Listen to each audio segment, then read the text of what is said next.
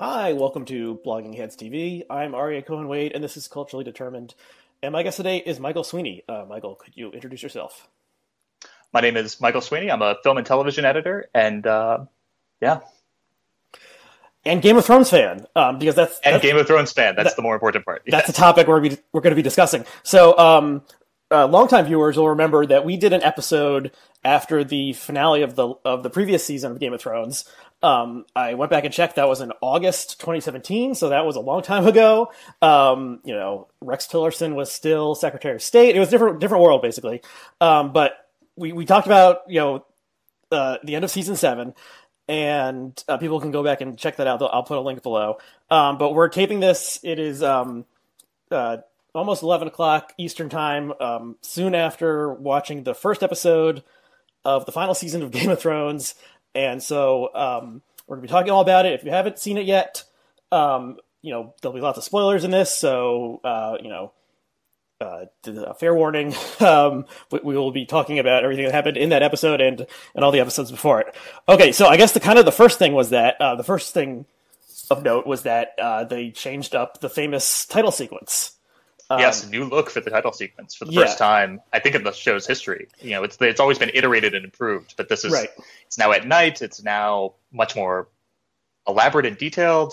Right. So I didn't even notice that it was at night, and I would just say I have not read a single thing online reacting to the show, so I'm not. Or have I? It's possible we may get some facts wrong, or the theories that people have developed are.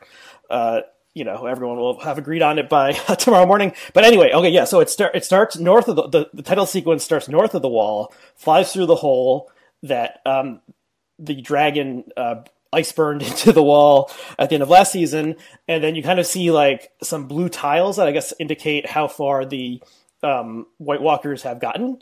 And then we go to Winterfell, and it's much more detailed. We actually fly into it. We go into the crypt underneath Winterfell where all the Starks are buried. And then we zoom back out and head to, what is the name of the capital city? King's Landing. King's Landing, and we go into the throne room and the armory and stuff. So it seems like one of the things there's many unusual things about the show, but one of them is that it's taken place in so many different locations, all imaginary, of course, but filmed in 7 different countries for each season. And you're always finding out about these different places. And now it seems like they're telling us, okay, there's really just 2 places that matter at this point. Winterfell, home of the Starks, and King's Landing, home of the Lannisters and capital of Westeros. So I guess it's just all of our favorite characters are coming together. Most of them seem to be ending up in Winterfell. And so it seems like we're not really going to be exploring this world anymore. We're kind of sticking with these 2 main locations. What did you think of that? Yeah, and I think you can see the sort of pared down cast where they were sort of, it's a very first episode of the season type episode for Game of Thrones, where they're sort of checking in with everyone. Yeah. Seeing, who is going to be around this season, what are the storylines this season. And it seems like everyone we checked in with is basically everyone who's left, who we could potentially care about. We might not get, I'm sure there are other characters who are still alive in the story, who we are not going to see this season. I think Salador Sam, the sex pirate, is probably not coming back. Right, and Dario Naharis. There was nothing with the Essos, the land across the Narrow Sea, where Dany was for 5 seasons or so. So that is done with. Okay, so what did you think of the episode overall? I thought it was a good episode. I don't want to say a return to form, but it made me feel better about the coming season than I had going into it. I thought the last season was sort of sloppily planned and did not leave me with a lot of confidence in the showrunners having a plan to end the show. Mm-hmm. And this felt, both in terms of what actually happened and in terms of the pacing, that they are back on the right track, I hope. It seems like they had swung from, in seasons 5 and 6, sort of spinning their wheels and wasting time, to season 7, sort of hurtling forward too quickly. Mm-hmm. And this now seems like they have the pieces lined up on the chessboard in a way that it makes sense for them to finish up in a good spot one way or another. Yeah. Just as one example, the Theon storyline had been sort of frustrating where it seemed inessential or it seemed like it was taking a lot of time over the last few seasons. And here, like, just immediately he rescues Yara. They're on their way to the Iron Islands, 4 minutes worth of content. And that's about, I think, what he deserved to have devoted to him. Yeah, I mean, they could have killed off Theon at multiple points and chose not to, I assume, because George R. R. Martin's plan was that Theon plays into it somehow. And yeah, so at times he seems like a totally superfluous character, and then at times he's like an important character. And yeah, the previous season he was kind of like a nobody, and then he kind of regains his confidence or something. Actually, I rewatched seasons 6 and 7 in preparation for the finale, and there's the in the last I think it's the last episode of season 7. There's that scene where Theon fights one of the Ironborn like on the beach. And the guy's like kicking the like total crap out of him, but Theon is like still getting up, and then the guy tries kneeing him in the groin, and Theon was gelded or whatever you want to call it, castrated, and so he's impervious to growing knees or whatever, and is able to fight back. And so it's kind of a bizarre scene, but it's like. Yeah, they want they I don't know. They seem to care about Theon more than other people do. But anyway, yeah, so I would just say overall, I thought it was a pretty good episode. There was no like wow moment, and considering I think there's only 6 episodes this season, you would think maybe I would say the final scene where I guess they're in the Umber's castle and they find the little boy child lord who I actually went back and looked at it, and I wasn't sure. Is he the one who is climbing on the walls at the very start of the episode? I think that was supposed to be the boy you see at the very beginning of the episode. Yes, okay, so that was surprising, and I certainly had never seen, like pinwheel of human limbs lit on fire before, but there wasn't any, the show is known for like, doing things that are totally crazy and totally shock you, and there wasn't any of that, and, that maybe the first episode isn't the place for that kind of OMG moment, and there certainly were a number of like important character notes and stuff. But anyway, I thought it was like a good episode. Didn't knock my socks off, but like certainly I'm gonna keep on watching. So I guess a lot of it was kind of like bringing together characters who have been apart for a long time and having them have some sort of reunion or learn something about each other. And so Arya has reunions with Jon Snow and the Hound and Gendry. Is it Gendry or Gendry? I never remember. I think Gendry. I think it's okay. So Gendry, and I know. So I guess I when I was rewatching, when the moment when Jon and Sansa have the reunion is like one of the most affecting moments in the show, I think. And then I remember thinking like, oh man, when Arya and Jon like have a reunion, that'll be like, we'll all be crying or something. And I thought they didn't like play it up as much as they could have, or I don't know, there was something, maybe because that previous moment with Sansa had happened already and they didn't want to just do it again. But in the show and in the books, it's made clear that like this is the closest bond between any of the Stark children, and they really loved each other, and the separation was hard for them, and then they're finally like 7 seasons later are reunited. So it was nice, but it wasn't like, I don't know, they could have pulled more heartstrings maybe. Especially since I think Sansa and Jon never share a scene at any point in the show before they're reunited. That's right. Yeah, they go out of their way to communicate, how close Arya and Jon were. So it seems, I mean, just like you said, it seems odd that they sort of danced over it. I mean, they have a nice little scene together, but there's so many reunions at this point in the show. I think, I get the impulse to sort of get them out of the way as quickly as possible. They handle Gendry and Arya being reunited in the same scene as she and the Hound. Mm-hmm. I think she and the Hound have, a moment together after having been together for a season and a half. Right. Yeah, and it's hard to remember exactly all the plot points, but yeah, the Hound says like, you left me for dead or something. So I had forgotten about that. So yeah, let's actually skip ahead to the very end of the episode. which was a reunion that was very surprising, and I didn't realize it was about to happen until it did, which is Bran Stark and the Kingslayer, Jaime Lannister. And did you watch the next one? I did watch it. So yeah, so it seems like this is kind of like the next big plot point. As everyone who is still watching this episode or listening to it will remember, in the first episode of the first season, Jaime throws like 10-year-old Bran out of a window because Bran sees Jaime and Cersei having sex, and yeah, so that's like kind of one of the things that sparks like the whole rest of the show is this plot point, and then they kind of see each other. So I thought it was like, I wasn't expecting it. It was interesting to see it, but also like just from the next on, it's kind of like, are we going to get sidetracked into like the trial of Jaime Lannister when the 500,000 White Walkers are heading our way?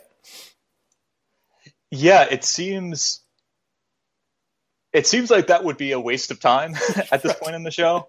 I did have an idea that something they've sort of planted the idea for is, I think this is a sort of well-established fan theory that Daenerys would sort of be the Mad King of, her own. She has whatever the Mad King had, and would maybe be eliminated in the same way. And they've teased that with her burning the Tarleys alive. And you can kind of, if they were to eliminate her, a interesting way to do it would be for Tyrion to kill her. And they've already teased that too. Remember, they, I think when Tyrion is in jail for killing Joffrey, they say, the Kingslayer brothers, it has a nice ring to it, doesn't it? Okay. Yeah. So, I mean, I'm not really sure where they're going with this. It would seem to be a waste of time to do this to kill Jaime, or to just have a plot where Jaime is like somehow exonerated or whatever. But if it's part of a larger arc that would like kill Daenerys or kill Tyrion, you could kind of see it going in that direction. I don't know. Yeah, and there was I was confused too as to what exactly they're planning to do with this. Yeah, so there was also, that reminds me that there was a long-standing fan theory that Tyrion was actually a Targaryen as well, and that Tyrion would, in addition to Jon and Dany, Tyrion would ride the third dragon. The third dragon was killed and is an ice zombie now, so I guess they're not going in that direction. But I guess there were like the super fans had found hints of that in the book and stuff. So I don't know. I mean, it would be par for the course for the show to invest all of our emotional energy into Dany and then show that actually she would be a bad ruler as well. And that there can't really be such a thing as a good king. The evidence for her being a good queen is sort of thin in her record. She did a good job of conquering stuff in Essos, but sort of a disaster that she left behind. Yeah, she freed the slaves, which was good, I guess, but it didn't like help her position to do that. And yeah, it's kind of, is there, in this world, is there such a thing as a like just and fair and true king who, does good for the people? It kind of doesn't seem like it. And the characters who are the do-gooders often meet bad fates. Ned Stark being the prime example. He always did the right thing and told the truth, and he got executed. And then Jon Snow is kind of his spiritual heir, even though we know now he's not the literal heir. He tries to do the right thing, and he got stabbed to death by his mates in the Night's Watch, only to be resurrected. So it's kind of like, can you do justice and still keep control in this world where people will stab you in the back, literally. And they seem to be setting up sort of a reprise of Jon at the Night's Watch, where the North is not comfortable with him not being the king and him bending the knee to Daenerys, and it would be silly to just redo the same beats of that story. So it seems like they would go in a different direction with it, especially with Jon now knowing his own ancestry. Yeah, and the people who have been like proclaimed king in the North by acclamation, like, don't, it hasn't like ended well for them. So what did you think of the Euron Greyjoy Cersei Lannister plotline? It's also a little difficult to know what's supposed to be happening with that. I guess, there's an element of trying to make Euron more important, or there's also Euron actually, there's this sort of, I felt it was almost like breaking the fourth wall where he is talking to captured Yara, and Euron says, if I kill you, who can I talk to? This sort of recognition that there's like no characters left in King's Landing and in that section of the storyline. Like it's really just like them and Qyburn, and they just sent Bronn away. Yeah, that's true. There's the mountain, but he doesn't say anything since he got turned into, since he got like resurrected. So everyone else seems to have abandoned her. I think it is, I don't know. It's this character was like kind of teased in the books for a while. It doesn't appear in the books as far as I know, but they talk about him being this like crazy character. Yeah. And then I think the guy is sort of a legendary force in the books that is discussed but doesn't appear, correct? Yeah, he's like the greatest pirate ever, essentially. And I think the guy does like a good job as like an over the top performance of this guy. And I think the only place I can say this is on Blogging Heads. He kind of looks like Michael Brendan Doherty. If you or at least the facial hair features that Michael Brendan Doherty used to have. Our Blogging Heads fans will maybe recognize that. But anyway, yeah. So it's, I don't know. It's like, why is he, like, what role is he really playing? I guess they came up with the idea that they would need like a navy for this like to work, and that's why the character is being kept around. But yeah, hopefully he will play some more role than just being this like crazy guy, and he has sex with Cersei and then he leaves. It is strange. I'm sure you noticed, but there was sort of a clumsy introduction of the one new character we get in the episode, besides the late child Lord Umber, was Captain Strickland, I think, who is the head of the Golden Company. Yes, the like mercenary army, yeah. Yeah, and so they sort of heavy-handedly introduce him, where first he's standing next to Euron on the bow of the ship in kind of an equal position to him, and you're like, well, who's that guy? And then they're like, oh, hello, Captain Strickland, and introducing his name, and he doesn't do anything in the episode, but it's like sort of puzzling as to where that's going also. Yeah, I mean, I guess it's that it's unclear what Cersei wants to do at this point. Does she just want to defend the lands that she currently has, or is she going to try to like mess things up, or does she want like protection? Like, she doesn't seem very concerned about the White Walkers, and so I guess she doesn't seem to want like protection from them.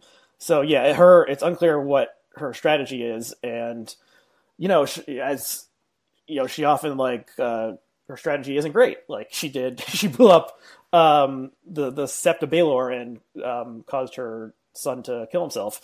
So yeah, she does too much and isn't like a grand strategist.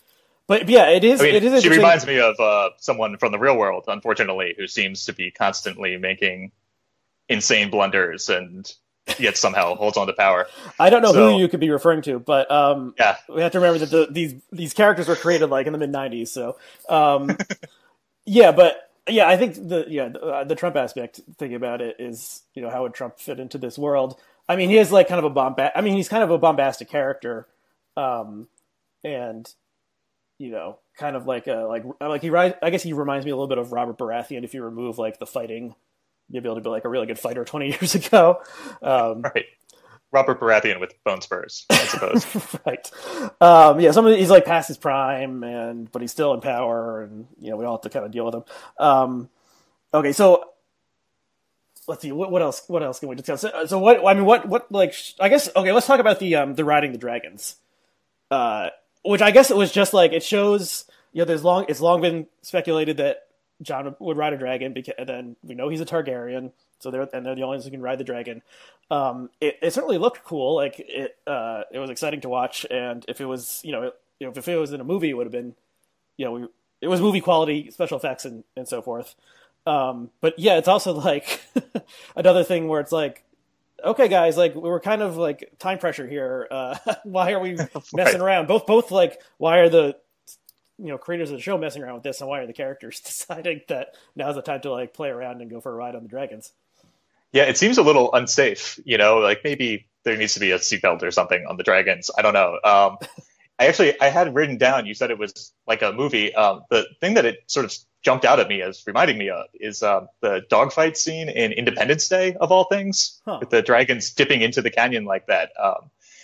Game of Thrones has in the past explicitly quoted famous movie scenes. I think most notably the scene where Barristan Selmy reveals himself to Daenerys is like shot for shot the same as Obi-Wan revealing himself to Luke Skywalker in A New Hope. I didn't realize that. So someone on Reddit put that together and did a shot-by-shot comparison, and it's like, exactly. And similarly, the end of this episode with them setting the White Walker, Lord Umber, Warg art piece on fire it seems almost quoting from The Thing, including the sort of inhuman cry that it makes when it's set on fire. I've never seen that, so I didn't.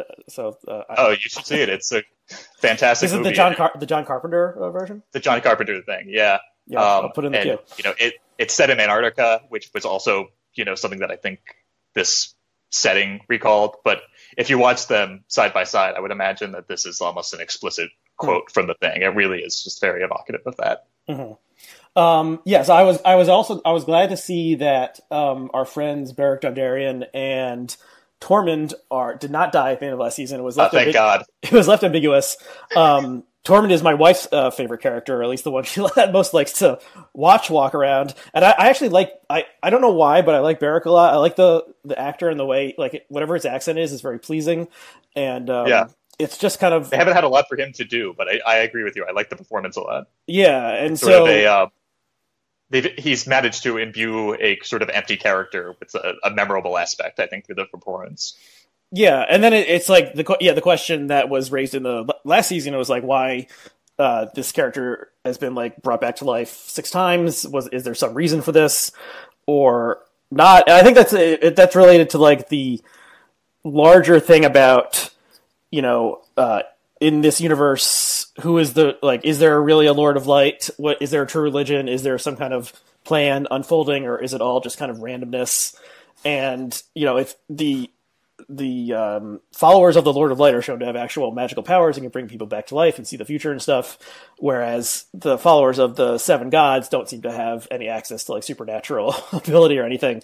But the followers of the old gods also seem like there was some kind of power in the old gods, and like the trees seem to have some mystical power. So yeah, it seems like all of the religions are real except for the 7, in some sense, where there is like a real power that is invoked by every one of the religions in the show, except for the dominant religion of Westeros. Yeah, and it's it's hard to know exactly what aligns with what, but like you could say the old gods are kind of like a primitive polytheism where like there's a river god and a sky god and a tree god, and then the 7 are maybe more like the Roman gods or something, and then the Lord of Light is like Christianity or Judaism, like a monotheism, and it's especially the aspect of I think people compare the Roman gods to Christianity. One of the different features is that Christianity is like exclusive, where you say there's not only is there only this one God, but it's forbidden to worship any of the other gods. Whereas the Roman gods were a little more ecumenical and willing to tolerate the existence of other gods. They would conquer a new territory, and it would be fine for them to be worshiping these old gods. And they would like kind of adopt, like bring in. Yeah, but then at other times, sorry, go ahead. Sorry, go ahead. Oh, it's just like at other times the 7 seems kind of like Catholicism, and the Lord of Light seems like Protestantism. Right. Kind of like cutting off all the like established church kind of stuff, and just having it being like a personal connection between the person and the Almighty. So yeah, I don't know I don't think it's a 1-to-1 correspondence, but it will be interesting to see if that plays out. if the prince who was promised, they haven't mentioned that in a while. If that ever comes to anything. Yeah, we mentioned that there was kind of no missing characters that we care about from this episode, but the one character who is sort of conspicuously missing, now that I think about it, is Melisandre, who is still out there. I guess she was exiled last season, right? Yeah, she left. Yeah, I think she was at Winterfell, and she left and said, I think she said something like, "I'm going to die in Westeros," like, or something along those lines. Like she foresaw her death is going to happen in Westeros. So she's not like heading back to the east, which is where the religion of the Lord of Light originated. So yeah, were there any other major characters who they passed over? Brienne is not in the episode. I think you see her sitting there, but I don't think she might not even have a line. Yeah, Brienne and what's her squire's name again? Pod. They're sort of a team. Yes, Pod. I think they don't really do anything in this episode, but they're like hanging out there. They're around. Right. Okay, so let's talk about how we think this crazy show might end. Do you have a personal theory that you are holding on to? No good theories at this point, and I think after a couple of days of thinking about this, or more accurately, listening to people who are talking about the show and their theories, it might be more clear. The only thing I could think of is that they really seem to have, over the years, teased a lot of, hey, there's like all these passages you can escape from Winterfell from. The White Walkers can't cross water, we know. Mm-hmm. And there's even a line between Theon and Yara where they talk about, hey, if Winterfell falls, they can come to the Iron Islands if we reconquer them. It seems like maybe they're setting it up to lose the Battle of Winterfell. Mm-hmm. And I don't know exactly what that would look like in terms of, like, do the dragons survive? Which characters survive? But then, the White Walkers would be facing down Cersei and presumably kill her before whatever the denouement of the show would end up being. Mm-hmm. Yeah, I mean, so there's all these, there's tons of fan theories, and some, there's in the books especially, there's all these like prophecies and people trying to line things up with the prophecies, and so that's the idea that like either Dany or Jon is like the savior figure who will like redeem humanity or something along those lines. This is not an original theory to me, but the one that makes the most sense in how the show has transpired is that the White Walkers win and kill everyone. And I think like, I don't know if Martin has said this explicitly, but one possible metaphor for the White Walkers is climate change. And it's this looming threat that we are ignoring with our petty concerns. But it's like the real thing that's actually threatening humanity. And at this point, it kind of seems like humanity is not doing a good job banding together to fight the looming threat. And so having all of our beloved heroes and villains get wiped out, and then it's just like a land of ice. And I don't know if the Ice King would sit on the Iron Throne or what. But I think that they certainly deserve it more than anyone else on the show. I mean, everyone else seems like they deserve to lose at this point. Yeah, I mean, the Ice King hasn't really played a wrong hand yet. He's doing a pretty good job, and it's unclear how many White Walkers there actually are. They only ever show a couple, like less than 10 at one time, so I don't know if there's a ton of them. And it's unclear why they want to conquer land. Like they don't seem to. They're not human. They don't seem to have any like desires. And so it does seem like they're kind of an impersonal force, like climate change or something that is threatening everyone. And if I had to, I don't know if they'll do it. I think that would be a good ending. And yeah, I don't know what else would be. I mean, ending seems like a super happy ending seems unlikely. Like Jon and Dany married to each other and sitting side by side, like that's the obvious happy ending. And I don't think they're going to do that. It wouldn't feel like it would be in the spirit of the show for it to end like that. Certainly in terms of what George R. R. Martin intended, it would be something that straightforward. I think would be. I don't know. It would feel like a betrayal of the show's themes and the show's attitude. I heard a fan theory, and again, I haven't read the books. I should have prefaced that. I'm a show watcher only. But based on stuff in the books, I think that the Starks buried under Winterfell in the crypts will somehow be instrumental in either defeating the White Walkers or be part of the White Walker army. But they've certainly spent like a lot of time on the crypts and the fact that all the Starks are buried there. And they're sort of cryptic. There always must be a Stark in Winterfell. But no pun intended. Why exactly? Yeah, right. And this idea. I mean, even on the show, they put a lot of significance on the fact that like Ned Stark's remains are returned to Winterfell. Yeah. And so that could somehow play into whatever happens, either them as part of the White Walker army or them as defeating the White Walker army. And there's the whole, is Bran the Night King, and is Bran somehow existing in two timelines as controlling the army of the undead. I'm not sure exactly what to make of all of that, but there seems to be a lot of if you want to be doing the fan theory, conspiracy theory, connecting the threads. There's a lot of threads there in terms of stuff that's in the show that seems to be sort of hanging loose. Yeah, so that's interesting, and I don't know, if the White Walkers seem to be able to like take any corpse and turn it into a walker, or whatever you want to call them. They're called, I think in the book they're called Wights, Wight. But they don't. I think in the show also they differentiate between the walkers and the Wights. Right. So I don't I don't know if you resurrect a famous Stark skeleton that it's like an extra good fighter or something. I don't think that's the case.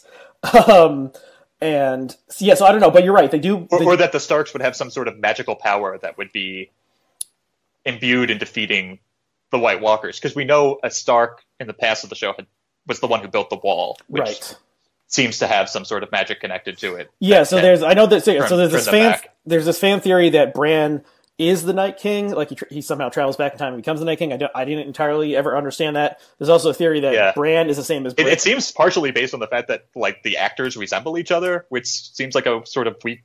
Yeah, that's weird. I don't know how they could pull that off. There's also like the Stark who built the wall is called Bran the Builder, I think.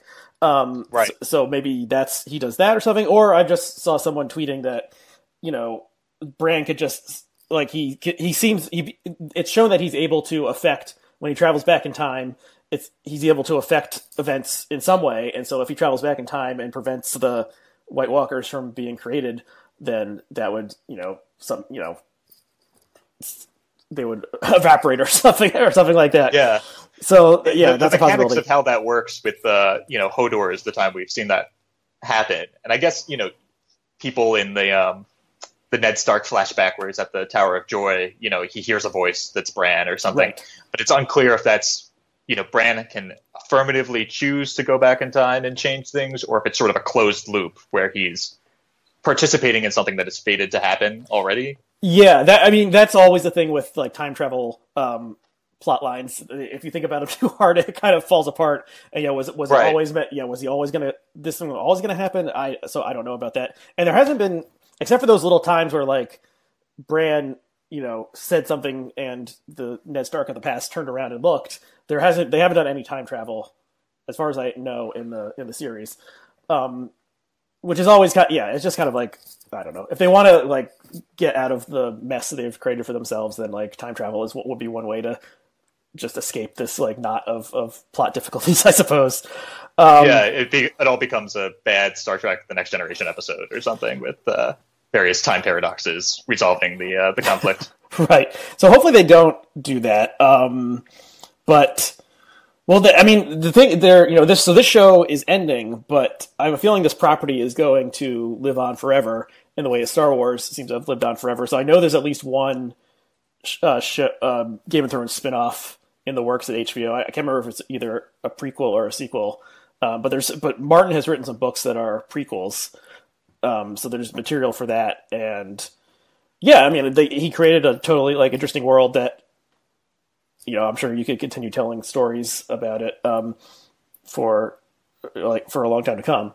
My fear, I think they wouldn't do this because it would be incredibly frustrating. My fear is that they would get to the end of the season and then be like, now stay tuned for the trilogy movie series to conclude the plot. Yeah, I don't think they're going to do that. I mean, the woman who plays Arya has dyed her hair pink. But then they could have just killed her character off, so she was free to dye her hair pink. Yeah, it kind of seems like all the actors are done with it, and they've done all these like giant celebrations for the show. But I think they'll keep the IP going, and they could do like a just 20 years before, like they could show the story of that is the plan for the spinoff, right? It's for that it would take place during Robert's Rebellion. Younger versions of the same characters. I'm not sure, but that's what I had read, but I'm not sure if that makes sense. They have some of those actors already that they cast for those flashback scenes, so they could do that. And I would keep on watching. Okay, is there anything else you want to say? Oh, well, why don't we just briefly?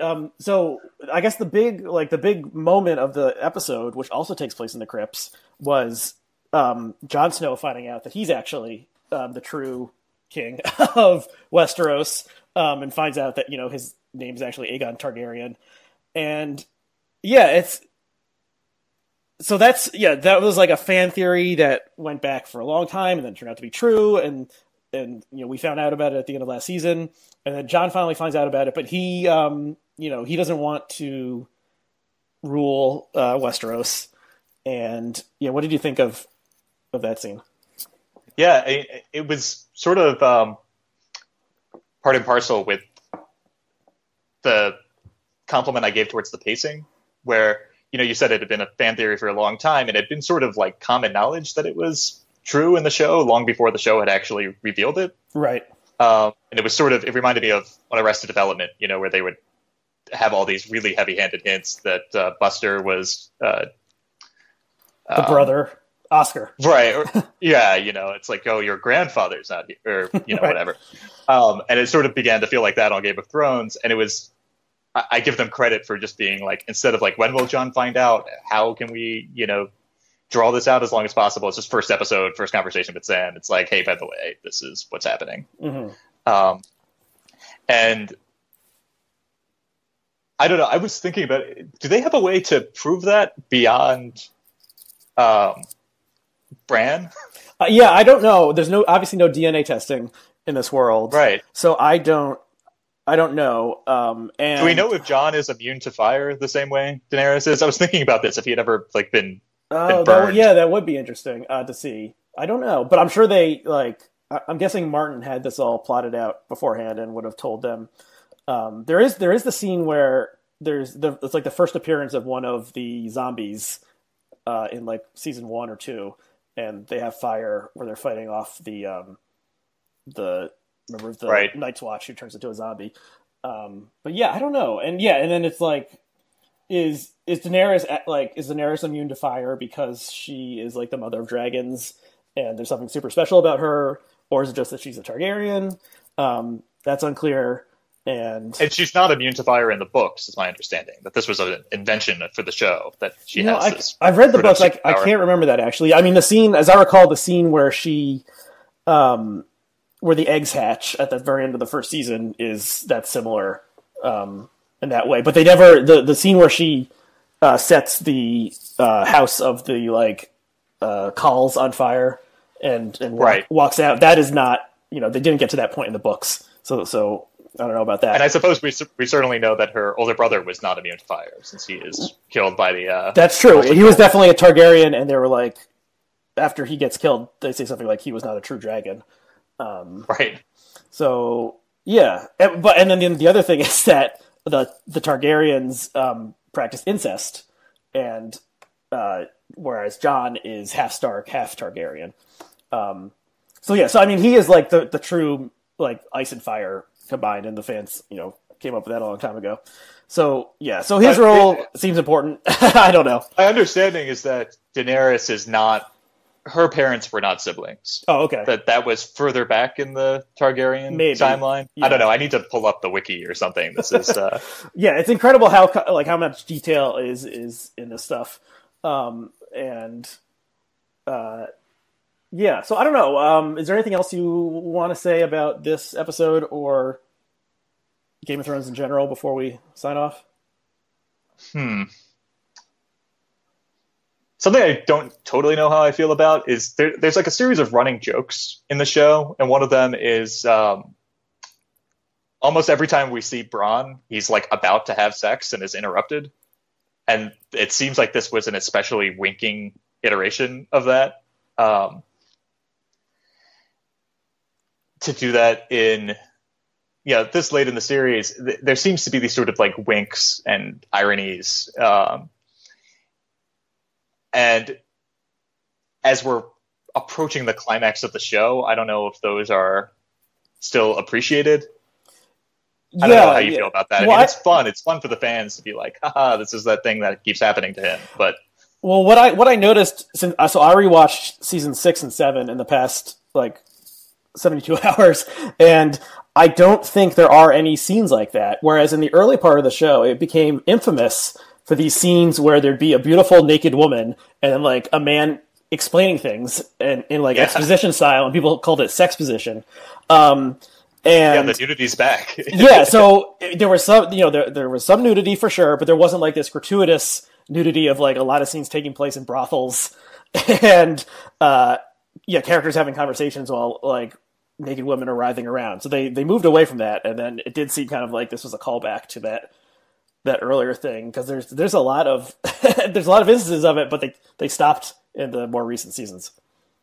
Yeah, and it seems like both with the nudity and the gore, that scene at the end, obviously, and then I guess it was the Theon shooting people with arrows through the eye, where it seems like they had gone out of their way to make that gory. And that was something that the show had also gotten away from in the last couple seasons. So I wonder if this was sort of trying to return to the visceral impact of the nudity and the gore. I don't really know, but it was something that caught my attention. Yeah, I'm trying to think of how much the gore lessened. Yeah, there may have been fewer things. Definitely a lot of beheadings. For example, in season 6, like they finally kill Ramsay, and it's sort of off camera, where you see Sansa's reaction to it. And I think in like an earlier era of the show, they would have just found a way to show that, and had it be this very gory dismembering of him. And there were several instances of that in seasons 5 and 6, and it felt like it was a departure from the show, which had always gone out of its way to be sometimes gratuitously gory and upfront with violence. Yeah, I don't know. I think they kind of kept that going. I mean, you had the scene when right before the church is blown up, and they carved the symbol into Loras Tyrell's forehead, and like you see that very like a long shot of a forehead, being carved into. And then there was the scene with the Battle of the Bastards. There's a lot of gore in that, and like people holding their intestines in their hands and stuff. So I don't know. I think they've stuck with the violence, but less sex than there was originally. And and since the show was, those were like, sex was as much a strong theme as violence was, and illicit sex and people being born out of wedlock and stuff are like the key drivers of the series. The whole plot is set in motion when this Jon Arryn is murdered because he finds out that Cersei's children are actually born of incest, not from her husband. So we later find out that that's actually not true, correct? That Jon Arryn is murdered by Littlefinger for like no reason. It's tough for me to keep track. They've redefined why he was killed so many times. Well, okay, I think that was the final explanation, that it was like Littlefinger and that may be true. Yeah, Littlefinger and what's her name? The wife, who is Lisa, is her name. Maybe pronounced Lysa. And that comes into it also. Yeah, and she was a lover of Littlefinger, so you may be right. But So anyway, Jon Arryn's death is what starts the plot essentially, and brings the Starks down to King's Landing. But that's related to sex as well, I suppose. Although it's one thing that I would like clarification on is what did Littlefinger? What was his ultimate goal? Was it just that he could sit on the Iron Throne? Because that seems pretty unlikely to ever actually happen. Or he just liked creating chaos because then he could he says chaos is a ladder and he could like, rise in the world? Or did he have some plan? Because it seems like they kind of gave up on the character and sort of in the last couple seasons before this, like didn't really know what to do with him anymore, except as a method for getting other characters where they needed to be. Like they knew that they needed to get Sansa back to Winterfell. They knew that they needed to get, the army from the Vale to the Battle of the Bastards. But it was really unclear as to what he was doing, and which I think made his death sort of unsatisfying. Where it's just like, hey, it's just like hanging out there, It's like trying to start some shit, but yeah, he didn't really seem to have a plan. Right. Whereas it seemed like Varys has had a plan, like a long-term plan related to Daenerys. I don't know. So, but I doubt they're going to come back to that now that the character is gone. Okay, maybe we should end it there. And we're planning on reuniting after the finale, the series finale, which is I think it's only 5 more episodes, right? So it'd be in a little over a month. Yeah. That's correct. And we'll find out how wrong all of our predictions are. I think pretty much everything we said in this episode will look pretty stupid by then. But I meant to go back and listen to the one we recorded a year and a half ago, but I didn't have time. But I think I'll just at least listen to a little bit of it and see how if anything has been borne out or what. But yeah, I think the people making the show are very smart and good at what they do. I'm sure they have tricks up their sleeve that we cannot predict. And we'll keep on watching. That's definitely my hope. My fiance is terrified that we kind of got burned on Lost all those years ago. Another show that seemed like it had a grand plan for ending things, and then turned out not to have such a grand plan for ending things. Yeah, that's true. But this is not like a puzzle show in the way that Lost was like a puzzle show. Right, exactly. And I think there's various endings that wouldn't be perfect, but would be perfectly satisfying. It'll be fun to see them try to stick the landing on here, but I think inevitably it's going to be disappointing to some people, especially the fan theorists. There's only so many ways the show can continue to explore this sort of crazy nooks and crannies of Westerosi history. Yeah. So the super fans, probably a lot of them will not have their pet theory confirmed. But I guess the last thing I would say is it really is incredible how this show has become one of the major cultural institutions of our era, and it's definitely a strange show, and it's a 25 years ago, if you were this is a show about, it takes place in kind of this fantasy world, and there's dragons and stuff and ice zombies, people would be like, that sounds super nerdy. No, I don't have any interest in this. But it's at this point, it's getting close to Harry Potter in the level of cultural saturation and people watching it, and it's unites low and high in a way that most other prestige TV doesn't. And it seems, I'm not the first one to make this observation, but it seems almost like it's the last of its kind in terms of being this mass market prestige television program that is appointment viewing for most of the country when it premieres, where now everything is streaming, everything comes out, Netflix will release its series all at once. Mm-hmm. That this might be the last time there's a show with this sort of mass appeal that, Sunday nights at 9, everyone is dropping whatever else they're doing to watch this. That's true, but even you're saying everyone is watching it. I don't know what the ratings are, but probably it's a lot fewer people than were watching Seinfeld in the 90s. It's just everyone has so many other things they could be doing. But it is in terms of the there was an article in the Outline that talked about how this has been the major. It's been such a boon to online culture writing, and how the New York Times has written 2,500 articles about Game of Thrones in the past 10 years. And, there's every website has a recap up very quickly. So I don't know if there's going to be another one that's kind of like that. It seems like it sort of outlived a lot of these new media ventures' economic viability, where people said, Game of Thrones recaps are what's keeping, Vice or BuzzFeed, that's what keeps them afloat. That's always the top page view thing. And, these websites have been paring down their staffs for the last 2 years. I wonder if, the text on the web business model is died before Game of Thrones did. Well, that's why video on the web is the future. And, plugging heads, two guys talking, soldiers on. Yes, two guys talking about a show. That's what the people want. Okay, so Michael Sweeney. So you're on Twitter. Is it Michael? Yes, T. you can find me at Michael T. Sweeney at MTSW. Oh, okay, yes. Michael T. Sweeney at MTSW. I am Aryeh Cohen-Wade at ARYHCW. Thank you, Michael. Thank you to all of our viewers and listeners. What should we say, Val or Margolis or whatever? Valadoharis. Okay, so hopefully we'll talk to you again in about 5 weeks. Okay, looking forward to it.